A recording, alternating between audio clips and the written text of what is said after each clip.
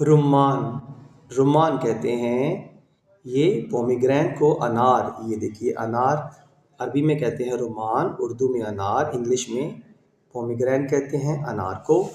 और आगे है जवाफ़ातन। जवाफ़ा, जवाफ़ा कहते हैं अमरूद को, यानी कि गावा।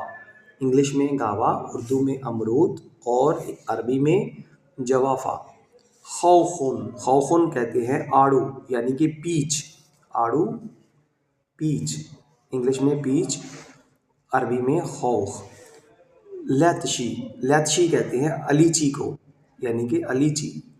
लीची इंग्लिश में और उर्दू में लीची ही पढ़ेंगे, और अरबी में लैतशी। आगे हैं केवी।